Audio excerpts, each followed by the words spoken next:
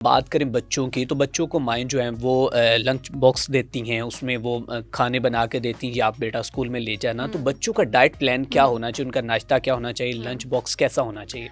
बहुत ही बेहतरीन सवाल है ये, क्योंकि जो हमारे बच्चे हैं वो हमारी कौम के मेमार हैं, ठीक है? बिल्कुल। और बच्चों को आप जो न्यूट्रिएंट्स फीड करते हैं, मैं कहती हूँ हर माँ को एक न्यूट्रिशनिस्ट होना चाहिए।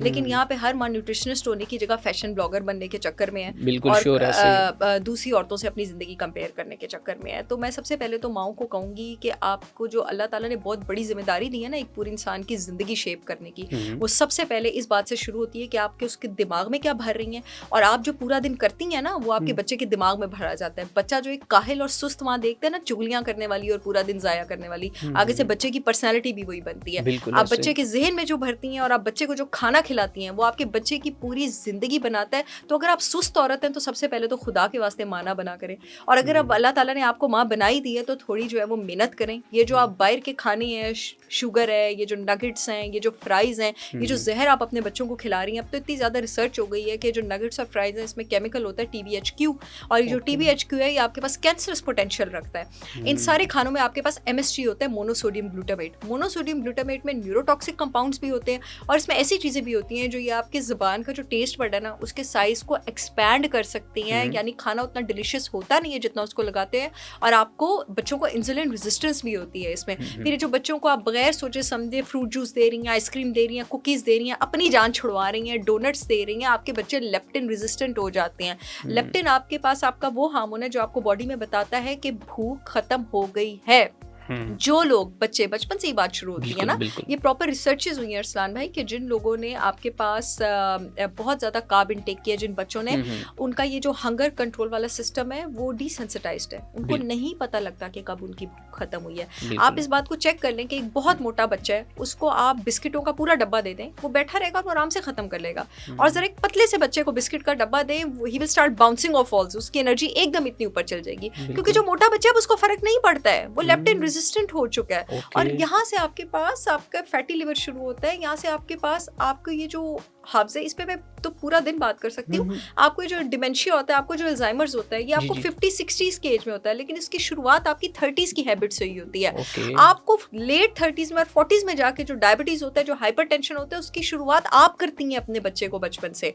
बच्चों को हुँ, दलियों की आदत डालें, देसी घी की आदत डालें, होल ग्रेन्स के पराठों की आदत डालें, गोश्त की आदत डालें, मछली की आदत डालें, और वो भी हुँ, तला हुआ नहीं, वो बेक हुआ हुआ या भुना हुआ गोश्त।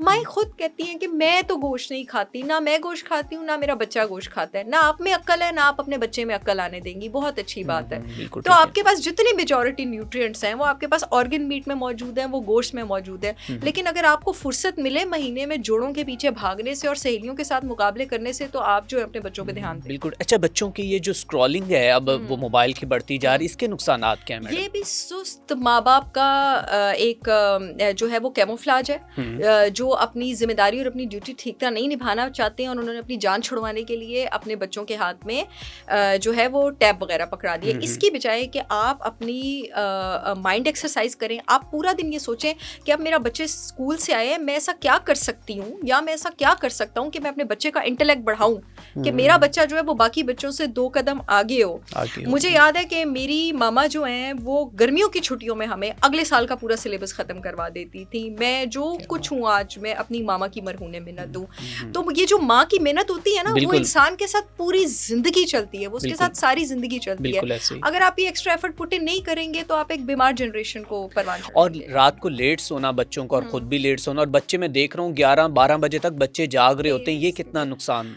देखिए, अगर आप एक रात भी 11 बजे के बाद जागते हैं ना, तो आपकी बॉडी में जो स्ट्रेस हार्मोन है कॉर्टिसोल, वो 33 टू 53% जो है वो ऊपर चला जाता है। हुँ, आप सोचिए, सिर्फ एक रात, चाहे वो बच्चे का जिस्म है, चाहे वो बड़े का जिस्म है। अब हुँ, एक बच्चा जो है वो 10, 11, 12 साल की उम्र से इस तरह आपके पास जाग रहा है, तो उसका 25-30 साल की उम्र में कॉर्टिसोल डायरेक्टली प्रोपोर्शनल है इंसुलिन के। कॉर्टिसोल ऊपर जाएगा तो इंसुलिन भी ऊपर जाएगा। क्या ऐसा बच्चा डायबिटिक नहीं होगा? और हुँ, एक इंसान जिसके सस्टेन ब्लड ग्लूकोज लेवल्स ऊपर जाए, उसमें अल्जाइमर्स का भी ज़्यादा खतरा होता है, हाइपरटेंशन का भी ज़्यादा खतरा होता है। फिर अब ये बच्चों के कद बढ़ने की उम्र हाँ, होती है, मैं आपको बिल्कुल, बताऊँ। अगर बिल्कुल। आपका बच्चा रात को जागता रहता है, तो आप ग्रोथ हार्मोन जो है, जिससे हुँ, आपका हुँ, कद बढ़ाना होता है, हुँ, हुँ, वो हार्मोन रात के टाइम सिक्रीट होता है, लेकिन उसको सिक्रीट होने के लिए बहुत ज़्यादा ज़रूरी है कि उस वक्त आप सो रहे हो। अगर हुँ, बच्चा उस हुँ। वक्त जाग रहा होगा, तो ग्रोथ हार्मोन सिक्रीट नहीं होगा, और इसीलिए अभी जो बच्चों के कद के छोटे होने की वजूहत ये भी हो सकती हैं, आप समझती हैं? क्योंकि अक्ल छोटी है उनको पालने वालों की। जी उनकी तरबियत उस तरह की नहीं की जा एब्सोल्युटली रही है। नहीं है, तभी ये हो रहा है।